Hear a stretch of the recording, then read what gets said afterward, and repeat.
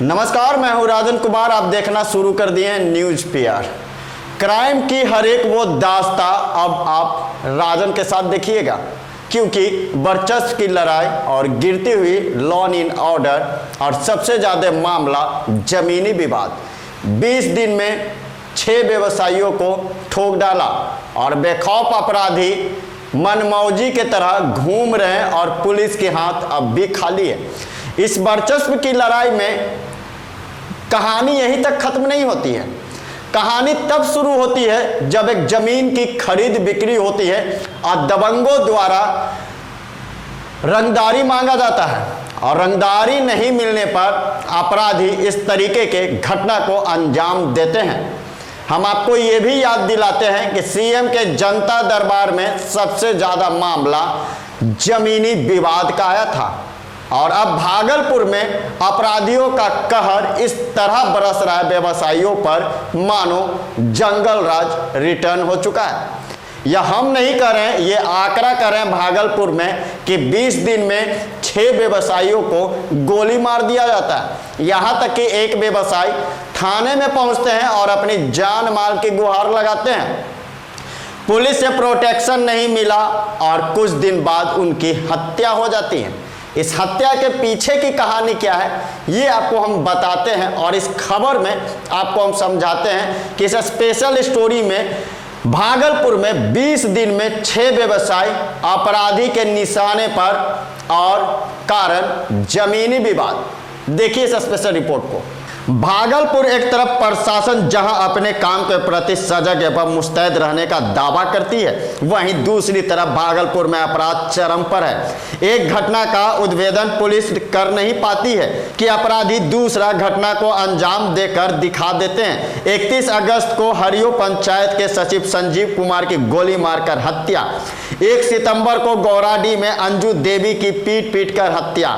4 सितंबर को बरारी संतनगर में निगम कर्मी गौतम मल्ली की हत्या।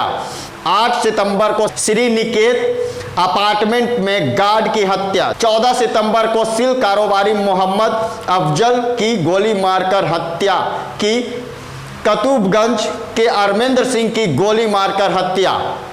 यह प्रशासन पर बहुत बड़ा सवाल खड़ा करती है। आखिर शहर में इतनी लूट की घटना, छिनतई की घटना, मारकाट एवं मर्डर की घटना हो रही है, लेकिन उस पर नकेल कस पाना प्रशासन के लिए टेढ़ी खीर साबित हो रही है। ज़्यादातर घटनाएं जमीनी विवाद से जुड़ा हुआ है। क्या है मामला, जरा गौर करिए इस खबर में। ताज़ा मामला बाबरगंज थाना क्षेत्र के कुतुम्बागंज क्षेत्र का है। कुतुम्बागंज के रहने वाले अमरेंद्र सिंह का अपराधियों ने सरेआम गोली मारकर हत्या कर दी। अमरेंद्र सिंह की जमीन का व्यवसाय किया करते थे। मृतक अमरेंद्र सिंह का बेटा का क्या कहना है इस पूरे मामले में, ये भी हम आपको सुनाते हैं कि उनका बेटा इस हत्या के पीछे क्या कुछ राज है वो बता रहे हैं, जरा सुनिए। वहीं मृतक जमीन व्यवसायी अमरेंद्र सिंह का पुत्र मानस सिंह ने बताया कि मेरे पिताजी को कुरुक यादव एवं उनका 2 भगना साथ में उमा यादव और सतीश यादव ने मौत के घाट उतारा। साथ ही उन्होंने यह भी कहा कि कुछ दिन पहले कुरुक यादव मेरे घर पर गोली चलाया था और रंगदारी भी मांगी थी। हम लोग ने इसको लेकर थाने में केस दर्ज कराया था, लेकिन प्रशासन ने इस पर कोई संज्ञान नहीं लिया। मेरे पिताजी को कुरुक यादव और उनके साथियों ने मरवाया।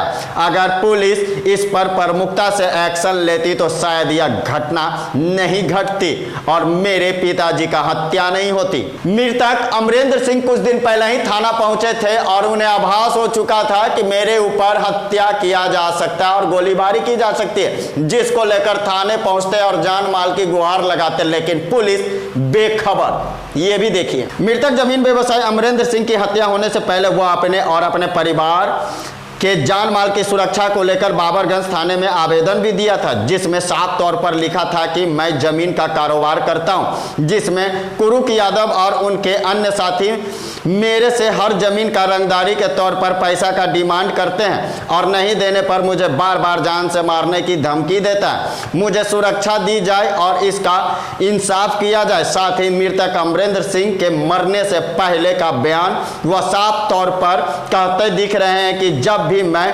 बाबरगंज थाना डिमांड किया करता है और नहीं देने पर मुझे बार बार जान से मारने की धमकी देता है। मुझे सुरक्षा दी जाए और इसका इंसाफ किया जाए। साथ ही मृतक अमरेंद्र सिंह के मरने से पहले के बयान वह साफ तौर पर कहते दिख रहे हैं कि जब भी मैं बाबरगंज थाना जाता हूं तो थानेदार का कहना होता है कि आप थाने नहीं आए, नहीं तो यहीं पर आपका मर्डर हो जाएगा। अब सवाल उठता है कि थाने में भी लोग सुरक्षित नहीं हैं तो आपके अपने घरों में कैसे सुरक्षित रहेंगे। वहीं सिटी एसपी स्वर्ण प्रभात का कहना है कि जमीन व्यवसायी की हत्या में ताबड़तोड़ छापेमारी की जा रही, हर संभव प्रयास किया जा रहा, सीसीटीवी फुटेज खंगाली जा रही है, लेकिन अब तक पुलिस कोई कार्रवाई नहीं कर पाई है, किसी को हिरासत में भी नहीं ली है। भागलपुर से श्याम नंदन की रिपोर्ट। तो आपने देखा कि थाने में पहुंचते हैं मृतक और पहुंचने के बाद थाने वाले कहते हैं कि आप थाना में नहीं पहुंचे, नहीं तो आपका मर्डर हो जाएगा। क्या थाने की इस रवैया पर सवालिया निशान खड़ा नहीं होता? न्यूज पेपर सवाल करती है भागलपुर पुलिस से कि अगर पुलिस के पास सुरक्षा का गुहार लगाने जाते हैं तो आपको थाने से ही धमकी मिलती है और एक एक्शन नहीं लेने पर जमीन कारोबार की हत्या हो जाती है और पुलिस मुख दर्शक और घिसा पीटा बयान जांच किया जा रहा है।